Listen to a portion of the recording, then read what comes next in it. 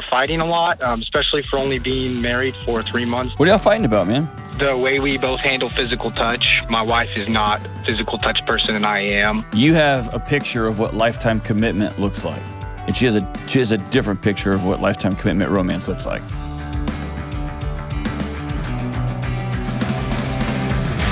What is up? This is John with the Dr. John Delony Show, the greatest mental health, wellness, marriage, parenting, whatever podcast you want to call it. This is the best one ever. I'm so glad that you joined us. If you want to be on the show, go to johndelony.com/ask, and you can write us a note in the form and get it to us. And I'm a bit late this morning. I am running around. Two things. One, somebody sent an email this morning letting me know that I'm a Satanist. Actually, I'm not. I'm a demon working for a Satanist. And that I both pander to and hate women and families. So that was awesome. And two, I've been inspired by the great Dr. Peter Attia's work and his admonishment. Get a colonoscopy. I don't care how old you are. Well, actually, there is an age to it, right? But we wait way too long, and it's such a simple... Colon cancer is not simple, but it's something you can deal with the earlier you catch it. And it's roundly dealt with when it's caught early, and it's a mess when it's caught late, so why not? And most of our insurances will do it for free. So I signed up for one. It's pure screening. I'm as healthy as, I hope so, super healthy. But they sent me this form, and here's what I have to eat this week. They call it a low residue diet. Oh. Oh. When they called me and were giving me like the rundown of the whole thing, they were like, hey, you're going to have to eat a low residue diet. And I just stopped the nurse. I was like, you're going to have to stop right there. That's the grossest. Could you have named it something else? The non-explosive, just something not low residue. Ugh. Anyway. Glad you're with us, everybody. Let's go to, I'm pretty sure they're going to edit that out. Let's go to Brandon in St. Louis. What's up, Brandon? What's up, Dr. D? How you doing, man? Hey, I'm doing good. How are you? Good. What's up, brother? Hey, I just had a quick question for you. Hey, hold on. How old are you? I am 22, about to turn 23. All right, man. It's like 10 to 15 years and counting, and it's going to be colonoscopy time. Just go ahead and put that on your calendar, my man. All right, That's right. What's up, dude? Hey, my wife and I, we've been married for a little over 3 months now, and I'm just wondering if you have any advice for keeping a healthy and sustainable marriage. And the reason I'm asking is I just feel like we're fighting a lot, especially for only being married for 3 months, and I'm wanting things to change and just wanting to know if you have any advice for being a better husband and keeping a better relationship with my wife. What are y'all fighting about, man? Man, the primary things that we fight about are like the way we both handle physical touch. My wife is not a physical touch person, and I am. Mm-hmm. And so I feel like she's definitely like changed. We both try to meet in the middle, but sometimes I just kind of get upset because it's still different. And then hold on. Just like kind of let's dig into that real quick, and then we'll go to the next one. Yeah. You phrased that as you spoke about that as differences in physical touch needs, okay? Very common in marriages. But the way you landed there was you feel deceived. She changed on you. She used to be one way. You thought you were getting one thing, and now you've got something else. Tell me more about that. Yeah, so when we were dating, I like to hold hands and, like hug kind of in public. And I try not to be cringy or anything, obviously. Okay, good. Don't be gropey. Gary the Groper. Don't be that guy. Not at all. Okay. Not at all. All right. And she was very hesitant to do that. And when closer to the time we were getting married, I asked her if that was going to change when we were married because, we were going to make a lifetime commitment to each other. And she was telling me that it was going to be different because we were going to be married, and it's changed a little bit, but I don't think that it's changed as much as I thought. So I don't think that she's that she deceived me by any means, but it kind of is a little different than what I was thinking. And okay, so I'm trying to work through that. You just nailed it. You have a picture of what lifetime commitment looks like. Yeah. And it's that where you are high touch, high intimacy, sex all the time. We hold hands in public. She nuzzles the back of my neck. Like, you have all these things that this is what lifetime commitment romance looks like. Fair? Right. And she has a different picture of what lifetime commitment romance looks like. It might be you always have food on the table, and the trash just magically disappears from inside the house, and the bed magically gets made, right? So her picture of lifetime commitment could look very different, and that is the dance of being married, right? Is coming up with a new picture. Okay, so you're on to the next thing. What was the next thing? Yeah, I would say that the biggest thing is probably, so there's like little things that may not necessarily need to be a fight at all, but I think they turn into them because we both handle angerness different. So if I'm angry about something, then you've kind of talked about like you use silence as a weapon. That's how I do it, is I'm just kind of turn quiet and kind of shut myself off. Whereas my wife will sort of rage out. And so both are wrong. And I definitely can do better. No, see, I don't think both are wrong. Both are maybe the situation with which they hurt somebody else, or when they are applied to somebody else, right? I'm a guy that defaults to silence until a switch flips. That's what my wife calls it. And man, that's a good thing. I don't say stupid things. I've never hit any, you know what I mean? I'm not a violent guy. And so silence is a great default network. It's when I use silence to get my way. That's when I'm misusing, or sometimes exploding, like, will you please just hear me? Or I'm so frustrated at it. Man, I totally get that. It's when you do that at somebody and you hurt somebody, right? So I don't want to lionize those things. Let me back up a little bit here. You're 22. How old is she? She is 21.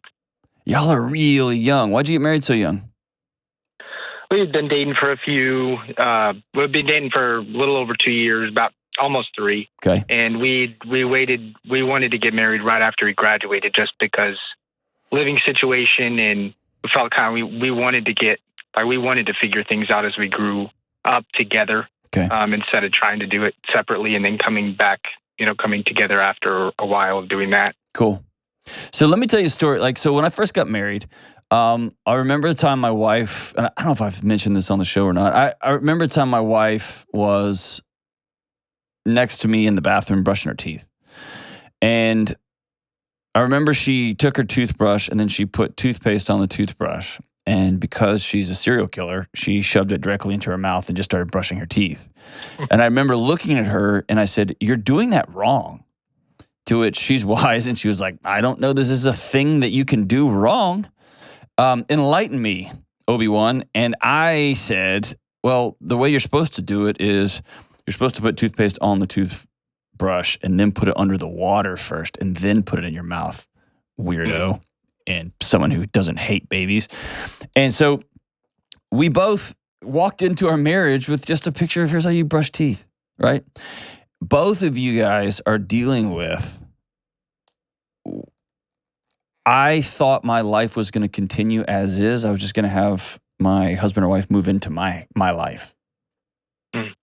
And so what you're experiencing, is super normal. Please don't overreact to it, okay? You probably feel trapped. You probably feel buried up to your neck, right? Like, what have I done? Have you had those thoughts? Oh, yeah. I wish you would just come in and say, we shouldn't have done this, and she would just leave. Like, I wish I could, like, there's just this, I get it. And then if you're like like many, you have thoughts, and then you get really upset that you had those thoughts. Like you're some kind of bad guy, right? You're not. Okay. Mm-hmm. What you have is two people trying to live lives in their own lane and drag the other person over into their lane because this is the way life is going to be. And what you haven't done yet, and this is what getting married at 28, 29, or 30 will give you, is some tools to say, we are no longer, the lives we led are over. They do not exist anymore. We now have to, in real time, we have to change the oil in this car while it's driving. We got to decide to build something new together. And that's a totally different proposition. And so the picture you had up about what committed love is going to look like in her picture, neither of those matter. Yeah. Now what matters is, here's a paintbrush, here's some paint, let's paint something new together. Let's figure something else out. And that starts with a conversation that if you can get this down at 22, you will have the greatest marriage of anybody I've ever met. And that is a cyclical, recursive, like back and forth all the time. Every 2 months, every 3 months, every quarter, we're going to have a conversation where we write it down. What are your needs in this season? We're both trying something new. How can I best meet your needs, even if it's going to make me uncomfortable? And I know it's not very popular right now because it's supposed to be like, no, if it doesn't make you uncomfortable, you go do you, bro. That's all stupid. No relationships last with that sort of infantile mentality. What you need is to say, hey, what can I do? Tell me. Here's what I need. I need physical touch. I need sexual intimacy. I need you to pick up your underwear. I need you to help make the bed. And then here's what you can control in that. You. So when somebody calls and says, hey, how do I fix my marriage? Strengthen yourself.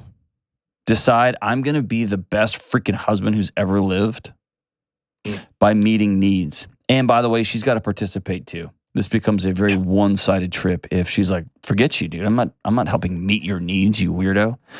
But you have to say these things out loud. And these are best done like not in a fight. The little picky fights you're talking about, those are proxy wars. You have no margin, you have no emotional margin. You probably aren't sleeping that well. Your diet's probably all gone to hell. You're just, everything's a mess right now. You've been married 3 months. And then there's just no margin to absorb the where's the cup? I thought you put it over there, and now we're in this fight for no reason, right? Yeah. So it's you've heard me say this so many times, and I wish I could come up with something new. I was thinking about this morning in the gym, like I need to come up with some new material. But really what y'all need to do is go decide, like, hey, I want to take you out. We're 3 months in, and we've hit some bumps and some rocks and just some normal growing pains. Let's make something awesome, and let's decide what that's going to look like, and then we're going to practice it as we move forward. And by the way, one thing I want to give you, Brandon, every time you start to get mad or frustrated or sad or loud or angry, stop. Say nothing, okay? Will you do that? Absolutely, yeah.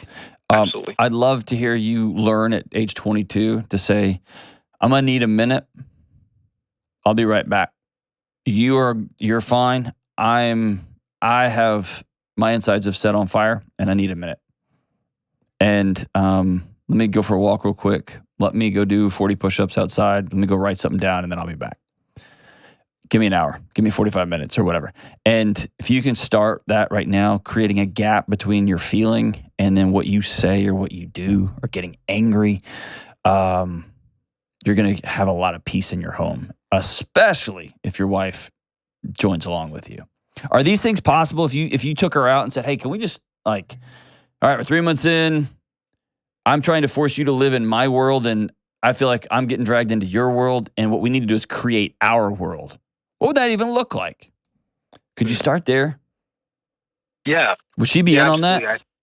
Yeah, she'd be in. She's awesome. Love her to death. I'd say that something else that kind of happens too, and she knows this too, and so I would say that when we get in a fight, it could be something really small. When she gets really upset, and I have done this before, and I try my best not to do it, and I don't think I've done it when we've been married.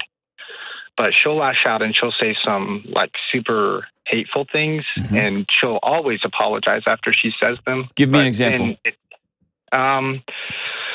So when she'll get upset about something, or we'll get upset, and then one of the things that she does is if it escalates, she'll say something like, I hate you, or we should have never gotten married. And so a little bit after that, I tell her that really, really makes me mad. And you told me last time you weren't going to say that again. But at the same time, I feel like I really can't. I know that she needs to take responsibility for actions, as I do too. But she grew up in a home where everybody said that. Okay. Everybody said that they hated each other. Parents didn't show their love to her, and it's sad. So I'm trying to keep my head up when that stuff happens, but it just makes me really upset. Sure. Divorce is never on the table. Sure. And so, okay, let me hop in here. Here's your path forward. Okay. Number one, she cannot make you mad. That's a choice you make. Okay. And here's why that's important. It's very important outside of the heat of battle, outside of the heat of a moment. You know what? I'm going to take back what I said. My wife can make me mad. I've given her permission to do that. So I'm going to take that back. You get to choose your response. Very few people. My boss can't make me mad, but I just don't give people that. I don't give them that. I've worked for a decade to decouple myself from other people, but I give my wife permission to make me mad. I love her. She gets permission to speak into my life. I have the choice on how I respond to that, how I act. Here's an important thing y'all need in your marriage is really firm boundaries. So you respond, when she says, I hate you, your response, or I wish we never got married, your response of, that really makes me mad, you've just poured gasoline on a fire. Right. Good point. In a non-fight, when you're out to breakfast, you're out to lunch, and you're figuring out, like, all right, how are we going to build this thing? You each get to make rules. And one of the rules for you, one of your boundaries is, if you say that you hate me, you are telling me that you want to end the conversation and you want me to walk away, because that's what I'm choosing to do. I will choose to leave the conversation 100% of the time you tell me you hate me. Every time. And so she's not, she will learn in short order that her husband has very strong boundaries, and then he will opt out quietly, with respect, and I'm going to walk away. And by the way, I don't care about her childhood when it comes to that kind of crap. That is infantile, acting like a child. She's got to stop that. Okay? It's destructive. And again, I wish she'd gotten a better model when she was a kid. She didn't. And so she's got to stop. And that's got to be, she's going to practice stopping. That's all she knows. She's 21. She's got a lot of maturity that she's got to undergo in the next 5, 10, 15, 20 years. Or in my case, 30, 40, 50 years. That's a no-go. Absolutely no-go. But that starts with you saying, I will not accept you telling me that you hate me. I will choose to lead that conversation. You see what I'm saying? Your response, Absolutely. Any response after that is, I'm choosing to punch back. And why, right? It's all, when she crosses over there, you're fighting a generational fight, right? She's fighting her parents. She's fighting their parents. This has nothing to do with you. Step out. Right. And at some point, if she wants to solve the actual challenge that's before you, if she wants to get closer to you, become more intimate with you, she will know, I'm not going to throw that grenade, because that grenade is her choosing. I don't want you in my space anymore. And that's her choosing to be a child, a hurtful child. Just aside, listeners, don't say you hate people. Don't say you hate your spouse or your kids. Don't say you want a divorce. Don't say we never should. Take that crap off the table. You're here. You've done it. You did it. Okay? It's about, what are we going to do next? Brandon, I've said this 1,000 times. I'll say it 1,000,000 times more till they cancel the show, which who knows? I feel like I'm always one call away. You can't live your life and drag her into yours, and she can't live her life and drag you into hers. Y'all have to decide that the lives y'all were living are over. They're over. Who are we going to be together? We can both still have our dreams. We can both still have our goals in our lives, but they are now one. They are now together, and we're going to build something together moving forward. And you each get to state along that journey what your needs are. By the way, your needs will change, and you both get to state what the boundaries are. You can't talk to me like that. I don't like to touch in these situations. Fill in the blank. Every couple makes their own rules as they go, but you gotta state them out loud. You can do this, Brandon. Call me back in about 6 months. Let me know how things are going. I'm excited for you guys. We'll be right back. Hey, Delony here, and I've got a word from our sponsor from BetterHelp. I've been on the giving and receiving end of therapy for years. When I was spinning out like a decade ago with wild anxiety, I had a moment, that light bulb moment that I knew I had to do something different. I knew I had to change something, probably a lot of somethings, right? But I found myself without the tools for taking the next step. And when you're facing problems or challenges in life, it's way too easy to get stuck in that anxious spiral of doom. I've been there. But when you learn how to stop that cycle and start taking ownership of your life, that's when you're free.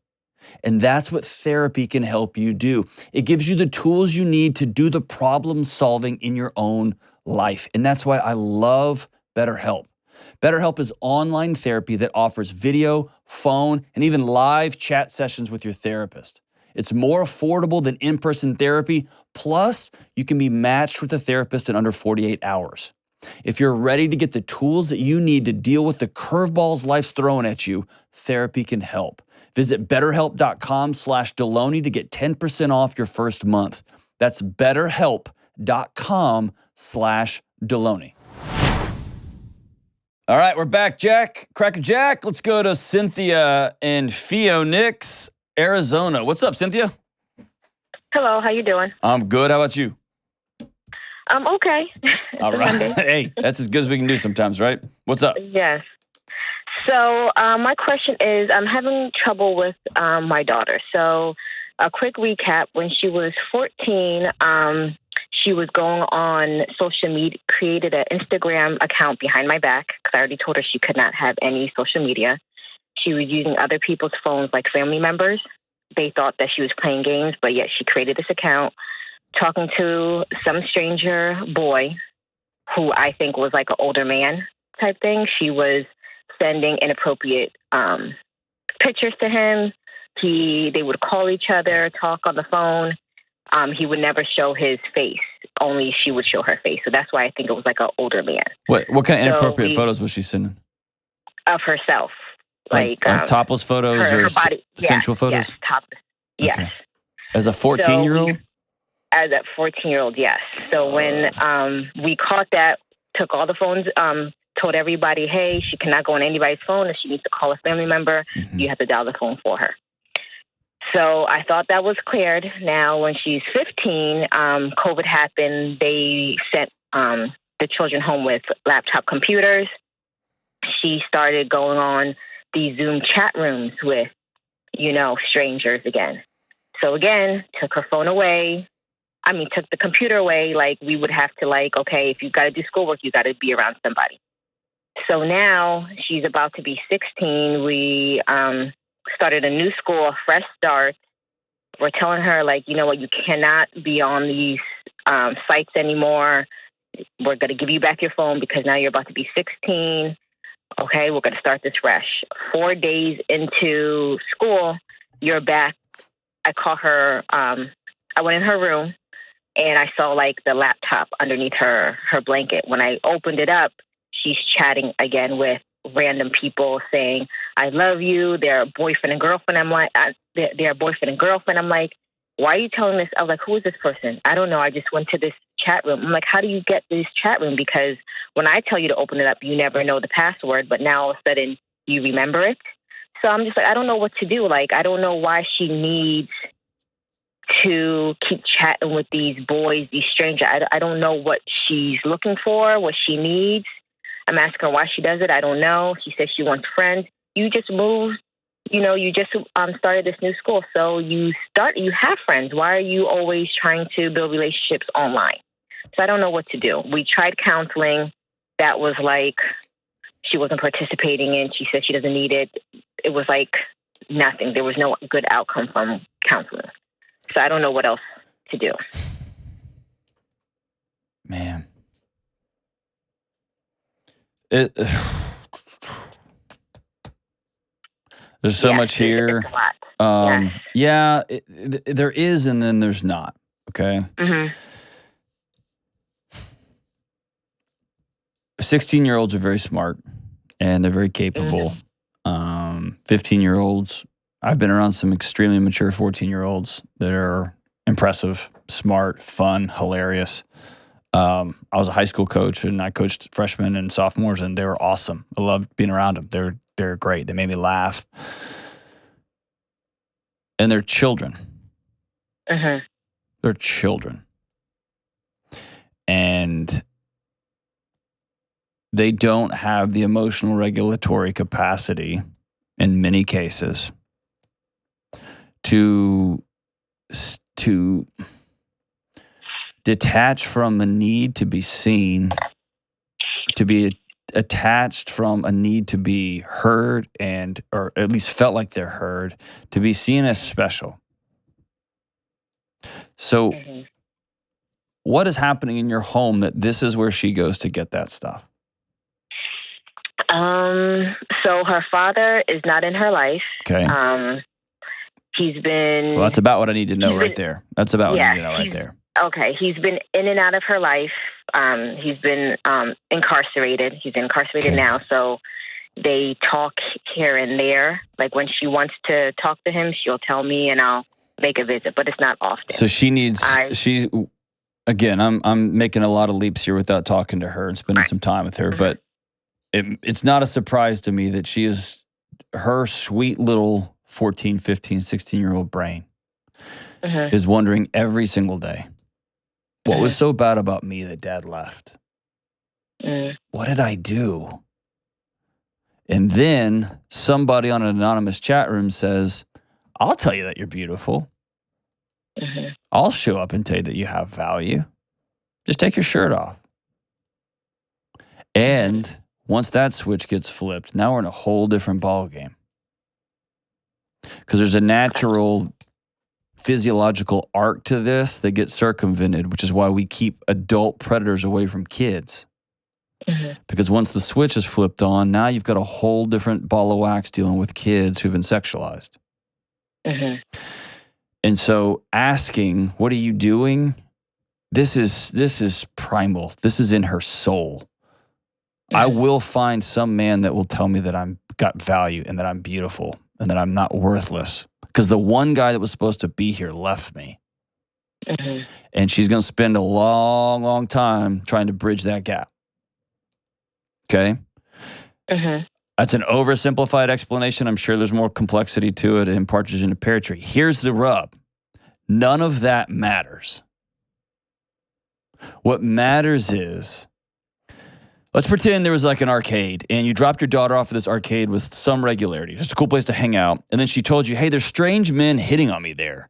And they come and rub my shoulders and they want me to take my shirt off and they say nice things about me. It just feels, ugh. And then you're like, well, I don't think I'm going to keep dropping you off there. And then she sneaks out. You find out she's sneaking out and she's going there. And you go get her.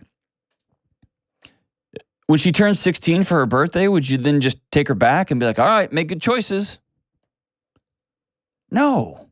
You would never let her go back. You'd call the cops. You would scorch earth. And for some reason, when it comes to the internet and computers, we think those are different things. And I would say they are different in that there's way more predators online than there are in real life. And what I'll tell you is I've just been a part of too many investigations over the past 17, 18, 19 years working in colleges with high school and college kids that have, oh man, I've got a rise in me, okay? Save your daughter is what I'm telling you. She's begging you, save your daughter. Be the adult that doesn't leave her. Okay. What does that mean?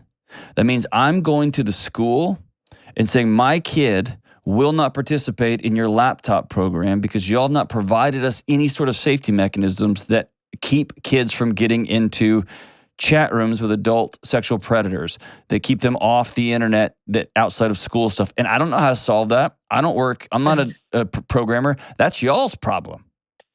Right. My math textbook didn't have a special portal that someone would sexually abuse me when I was a kid.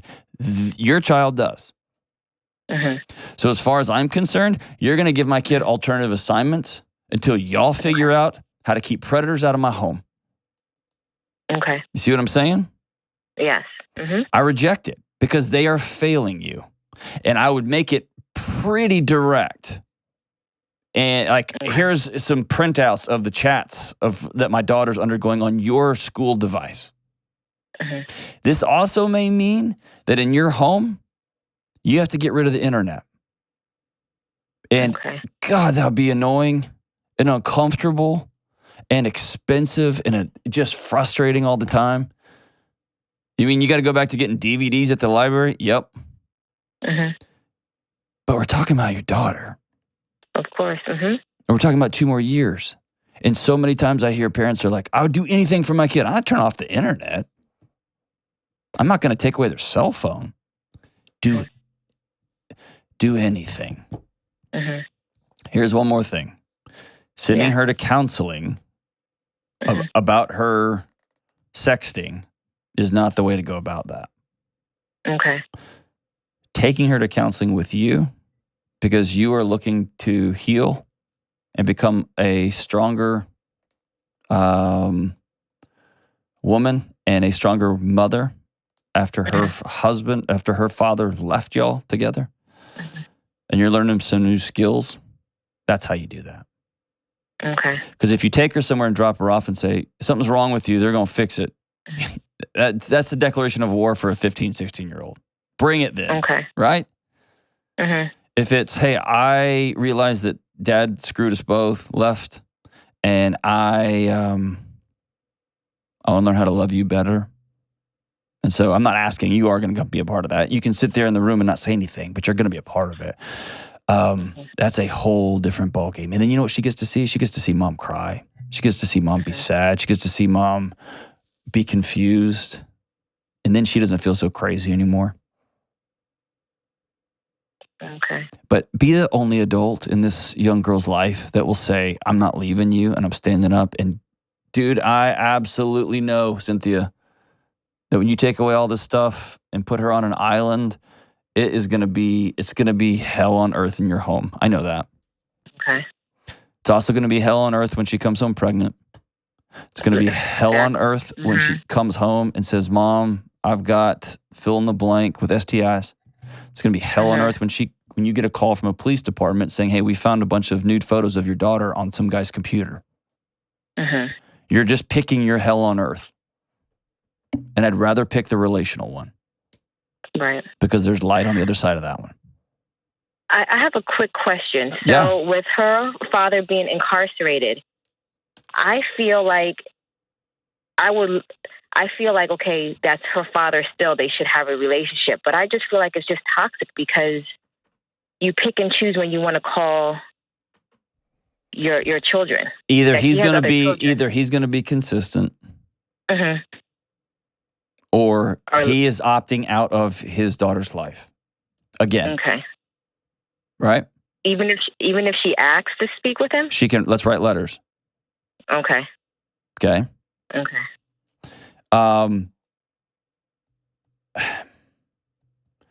I need some more guidance on that. I have a strong bent, and my opinion on that, it may not be the right thing. I'd want to talk to someone who's an expert in those type of relationships.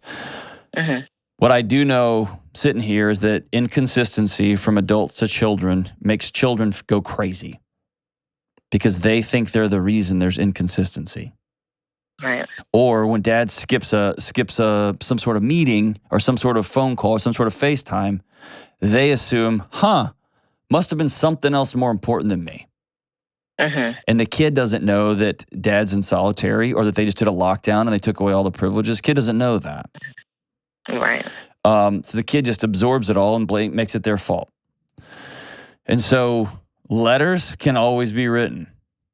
There can always, and you can also hold a letter, right? You can touch it and you can read it again and you can read it again and you can read it again. But if dad's playing games, I'm not having that. That's how I feel. But then I get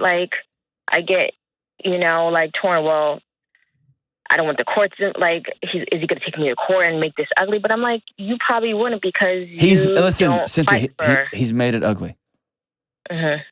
You're trying to polish a turd. It's a mess. There's not a way to make this not not ugly. Okay. Right? He left y'all. For whatever he did, he left you. High and dry. Mm-hmm. And if he wants to take you to court, then okay, I'll go to court then. Fine. Okay. I think this is a conversation best had with your counselor that you're going to get with you and your daughter. Okay? Okay. And letting her know this is mostly for you, but she's coming along with you. Because your counselor is going to know you and know her and be able to say, hey, I think we need to stop the calls. Often in these moments, I do know this, time around the calls escalates behavioral issues with kids, especially teenagers. Time right after the call with dad, escalation. Time right before the call, escalation. Dad misses the call, escalation. I'm talking about dad in jail or dad who's divorced who just is kind of flaky. And so at some point, I'm not going to let this person who is their biological father, but is not daddy. I'm not going to let this person continue to throw grenades inside my house. At some point, I'm the parent. I got to draw boundaries similar to this electronic mess. Okay? Moms and dads, you've heard me. If you're listening to the show for 5 seconds, you've heard me. And I'll say it again, and I'll say it again, and I'll say it again. At some point, we have to stand up in our local schools and stand up in our local communities and say enough is enough with the electronics. As a taxpayer, the pedagogical value is just dismal, the ROI on the amount of money we're spending in public schools and local schools, private schools, I don't care. Just to say, look what we have, look what we have, look what we have when it comes to technological advancements. You can see the state of teachers. Man, I can just go off. We got to stop. We have to stop. We have to stop.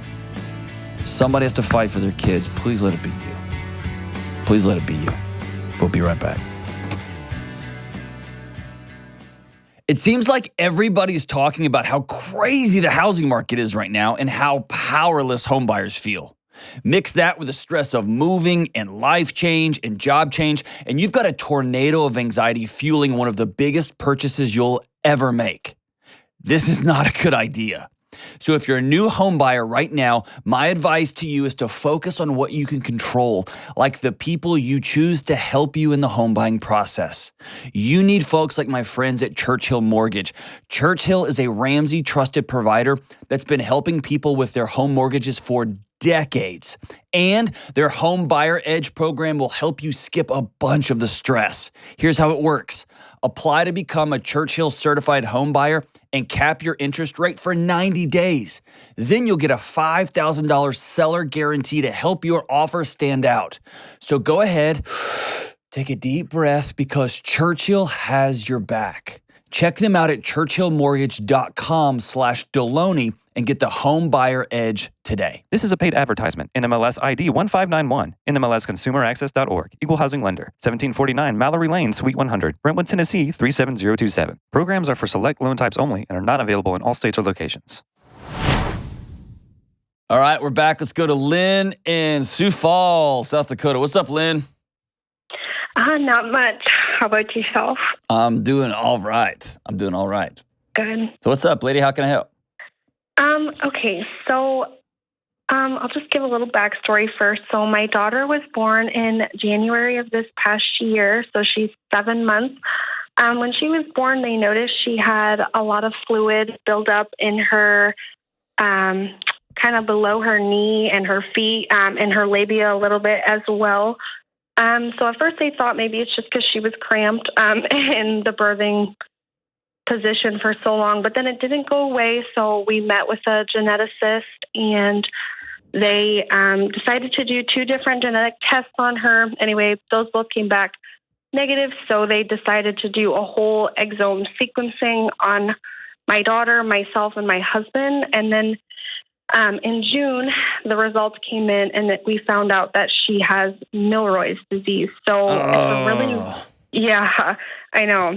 So it's a really rare medical condition. The genetic doctor we have been seeing told us that there's less than 300 cases, like in medical literature. It's just so rare. Yeah. But the biggest thing that comes with that is just lymphedema. Right. How is her lymphedema? Is she draining well, or is she starting to have sores on her feet? How is it? It's really well managed. We have a really good lymphedema therapist. Good. She was born in a really great hospital. They caught it right away. So, yeah, she's been doing compression since she was born. We actually have been to the Children's Hospital of Philadelphia. I mean, we've been a lot of good places. So it's under very well, it's being managed very well. She hasn't developed sores on her feet or anything yet? Not any current ones. We've dealt with that a little bit. As of now, it's been all good. Okay. She just had her first round of cellulitis. Yeah. But that's over with now. But that's kind of the biggest risk factor with lymphedema is the cellulitis. But what about mobility? Her mobility is really good. Really good. Yeah. She's scooting around? She's a stinker. She's standing on stuff. I mean, her mobility, but like I said, we've been working with a really good lymphedema therapist and a physical therapist, and they've been watching that the whole way. So, she's right on track of where she should be. So cool. All right. So how can I help? By the way, everybody listen, Miller's disease is very, very, like she said, very, very rare. Just a dysfunction of the lymphatic system. And I don't know enough about it to talk with any sort of eloquence about it, but we have fluid drainage systems in our bodies that things get expelled via urine, through our bowels. It's just part of our system. And this very rare disease, you can get over-enlarged feet, legs. Sometimes it's one leg, sometimes it's both feet. Does she have it in both feet? Yeah, she has it in both feet, both legs, and then it's in her hands and arms slightly as well. Not to the point yet where she has to wear compression garments, but mainly in both her legs, and then her right leg is actually a little bit worse than her left. Okay. So, All right. Okay, so you are here. How can I help? Yep. So, my question is, I'm trying to make it as much as one question as possible, but there's kind of a couple little parts to it. So how do we teach her how important it is as she gets older to basically self-manage her lymphedema, and how do we best just really imprint it on her heart that she's just so beautiful? And then as her mom, I am the carrier of it. I have the disease as well. I have no symptoms, which 10 to 15% of people that have it have no symptoms. I have no symptoms. How do I deal with the guilt of giving that to her? I'm writing myself a note here. All of this starts with that. Okay. You have to be very direct with yourself. Are you married? Yes. Yep. Okay. You like who you're married to? He's a good guy. Yeah. All right. He's good. He's the positive. I'm the worrier. So you have to be very direct with yourself and with him and your adult community about dealing with your guilt. Okay. Okay. You know as much as I do that you didn't cause this, you didn't do this, and it was a wild genetic throwing a dart in the dark and it hit the bullseye, right? Mm-hmm. And so if your daughter sees you wince when you look at her, she'll internalize that. If your daughter sees you cry or to somehow harbor guilt, this is my fault, I can't believe I did this, children will make that disconnection their fault, and she'll try to solve it in a million different ways. So the greatest gift out of the gate you can give this little girl is to make peace with yourself and make peace with your body. And I also know that's a tall order, okay? I'm not saying that's easy. It's a similar conversation I have to people who accidentally hit their kid with a car or who hurt their child or accidentally drop, whatever the thing happens to be. It's making peace, not making it go away, but making peace. This happened, okay? And I have permission to be sad. I'm going to do that with my counselor. I'm going to do that with my husband. I'm going to do that with my friends. And then I'm going to be in this moment, and then I'm going to go about being the best freaking mom who's ever lived, which I'm pretty sure you are. Cool? Yep. Okay. So step number 1, we're going to deal with our anxiousness and we're going to deal with our guilt. She is not going to do this because that's not her job, right? Mm-hmm. Okay. Yep. So when it comes to teach a kid self-advocacy, how to stand up for yourself, how to do your things, here's where these get hard. I've been working with students, with young people with special needs for most of my professional career. Here's where this is challenging is there's just a convenience. It'd just be so much faster if I would put your compression socks for you so we can get to this stupid restaurant. And what we do over time is we start to deny our kids, whether they have special needs or exceptionalities, or they're just a regular old square in the middle of the bell curve kid. We rob them of struggle. And when we rob kids of struggle, we rob them of growth and development and resilience. So it's stealing from our kids. For a kid with Milroy's disease, it's going to be harder. It just is. Because if she has to put on compression gloves and compression socks every morning, gosh, I think just getting my kid to find socks makes me want to set my hair on fire sometimes. And then I was cleaning the garage. You know how many random socks I found? I mean, so just kid with sock issues, right? Yeah. And yours is going to be challenging. Mm-hmm. And so your plan now is it's going to take us 50 minutes to get ready to go to church or to get ready to go out to eat when it would have taken us 10 minutes, 15 minutes. It's going to take some time. But I'm not going to rob my child of that struggle, and they're going to learn self-advocacy.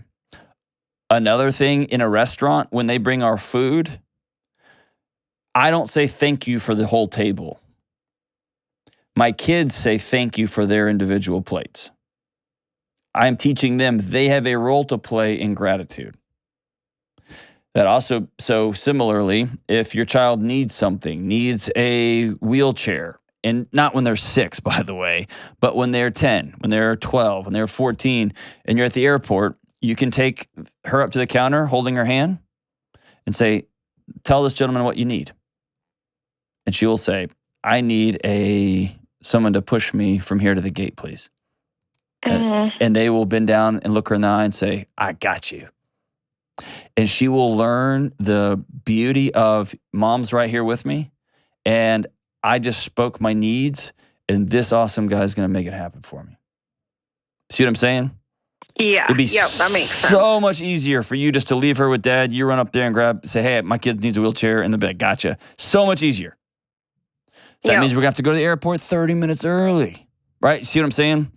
Yeah. So just we're going to slowly incorporate her into her own life. Right? Yeah. And that brings me to this. It's going to sound counterintuitive, okay? Okay. We're going to be very direct about what she has. Might even show her that your leg is different than her legs. That she's got exceptionalities. We're going to call it out, and we're not going to hide it. Okay? Because kids feel when we hide things. And then they feel even more of a big, giant red light bulb in their life than they already do. We're going to focus on what we're going to do, not what we can't do. And, man, we're going to have hard seasons and low times and good seasons and good times. And we're going to make the best childhood we can moving forward. Yeah. So I just made it so easy, right? Go get them, Lynn. No, I'm just taking it all and kind of, I guess, another thing that I just kind of worry about a little bit is, she'll never be able to get a pedicure. Not worry about that, but, she'll never be able to get a pedicure. She'll probably never be able to wear flip-flops. And, when she wears shorts, I'm sure she's going to want to. It's, it gets warm. I just don't want her to feel like the odd one out because she's got these big, compression garments. I just never want her to feel like she's not perfect, the way she is, So and I don't. There's a couple things here. Don't ever make her carry your baggage. Yeah. Here's what I mean by that. My kid is growing up in a world where There's an African-American president. My kid's growing up in a world where social issues are different, where there's not a table at his school that just has people who listen to country music at it, and then another one that listens to hip-hop, and another one that listens to heavy metal, like my high school did, right? Mm-hmm. And so when I ask him, where do you sit? And he's like, I don't know, I just sit around. My head instantly goes to panic. If you're not at the right table, dude, things go sideways for you. He has a different world. That's not his experience. And so you have understanding of what it's like to put on shorts and not have people look at you. She won't have that. That will be her whole world, will be her legs. Yeah. Right? And so, yeah, she's going to know that, and we're going to call it out. We're going to call it out. Let's put on some shorts and put on your special socks, and then we're going to go about our day. And if people look and ask, you can say, with her chin held up, I've got Milroy's. This means my body doesn't drain fluid good. You want to go play? Yeah. You see what I'm saying? And all the other stuff doesn't come. Now, make no mistake. Middle school will be hell. High school will be tough, right? We know that. Yeah. We know that. And we can preventatively mourn that and slip into this low-level dysthymia, this low-level depression that just runs our life. Or we can just go reckless with joy and good times and figuring this thing out as we go and deal with the heavy when it gets heavy. Yeah. You know that what I mean? makes sense. And I totally agree. Yeah.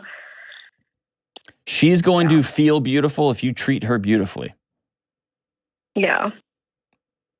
She is going to feel odd and scary if you flinch when you hold her.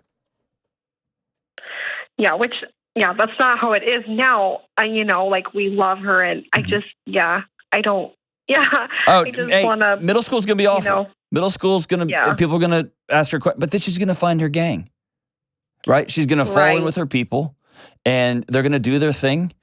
And then there's probably going to be some people who are hyper protective of her. I had a couple of friends like that, but I still am hyper protective of them. Mm-hmm. Right? And because they're in my gang. They're on my team, right? And she'll find that. But so it's going to be both and.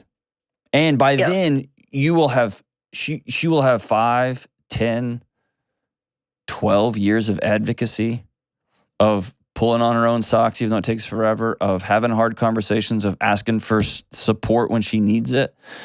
Mm-hmm. And she's going to be able to it'll hurt, but she's going to be able to move past that nonsense. See what I'm saying? Yeah. Or yes. Maybe move past it later on. Being 12 is just as hard, being 12, right? Yeah. But we're not going to hide our daughter. She's beautiful. Yeah. We're not going to hide her. And we're not going to pre-grieve things that haven't come yet. We're going to live our life as we are. And there's also, my guess is, some pretty extraordinary medical advancements that are on the way, right? Yeah. Even from 20 years ago, it sounds like there's a lot of, new things and good things. Absolutely. So let's keep our heads up. And when we get sad, we're going to go to adults with that sadness. And we're not going to throw things that our kids have to carry for us. And we're going to be honest and not hide anything. This is what this is. You were just shorter than the other kids. You suffer from Milroy's. You're not going to be able to wear flip-flops. What would flip-flops be like? They're fine, but you can't run in them. Yeah. And plus, I've never got a pedicure, Lynn, and my life's relatively fine. I would feel sorry for getting a pedicure for me would be like Dumb and Dumber. It would not be pleasant for anybody doing my pedicure. But, I know that's something dumb, but no. But it's an experience that mom wants to have with her daughter. Yeah. Okay. This brings me to the last thing I'm going to tell you. Then I'm going to let you go. Okay. Okay. When you found out you were pregnant, the picture machine started. Mm-hmm. And when you found out you were having a little girl, you started thinking about what it's going to be like when she brings some idiot home from college. You started thinking about what Thanksgiving was going to be like. You thought about the wedding. You thought about all that stuff because you're normal and you love your kid. Mm-hmm. And then she was born. And then there was some challenges, and there was a testing and more doctor visits and more testing. And then they sat you down and said, hey, actually, there's this genetic thing.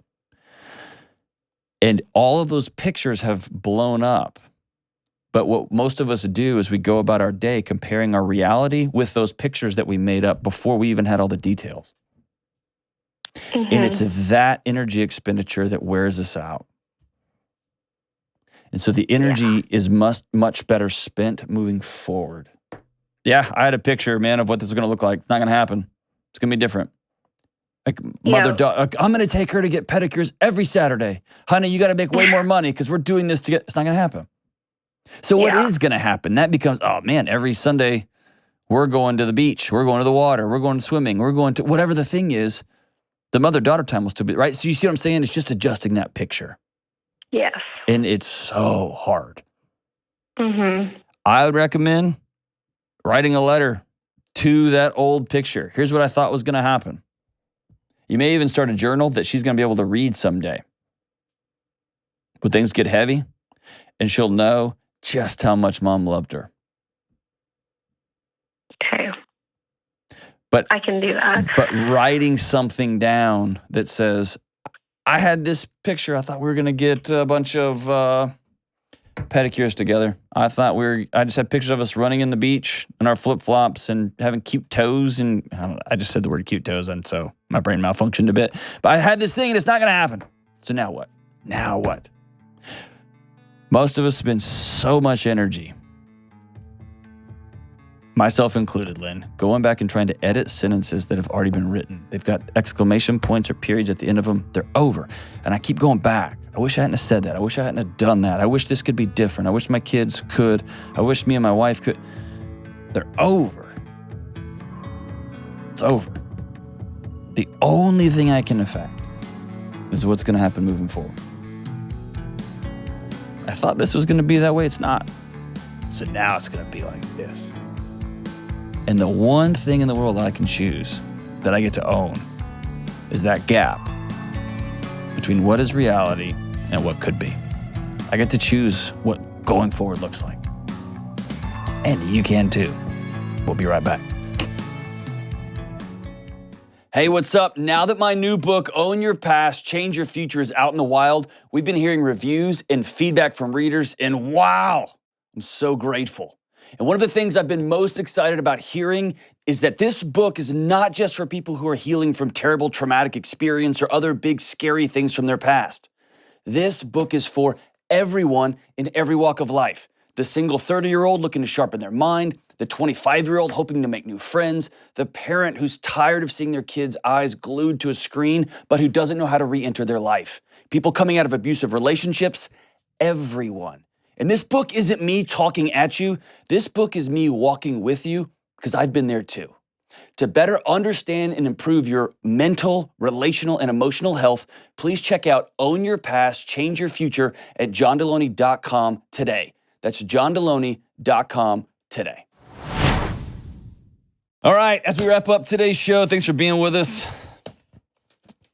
I don't know much about this band. Is this why you have a big dragon tattoo on the back of your neck? Imagine Dragons? I Imagine Dragons. We felt like the song fit the email we discussed earlier. Oh, yeah, because I'm a demon working for a Satanist. The song's called Demons, and it goes like this. When the days are cold and the cards all fold and the saints we see are all made of gold, when your dreams all fall and the ones we hail, dreams all fail and the ones we hail are the worst of all and the bloods run stale. I want to hide the truth, I want to shelter you, but the beast inside, there's nowhere to hide. What is this song? Don't want to let you down, but demons. Arr. We'll see you soon.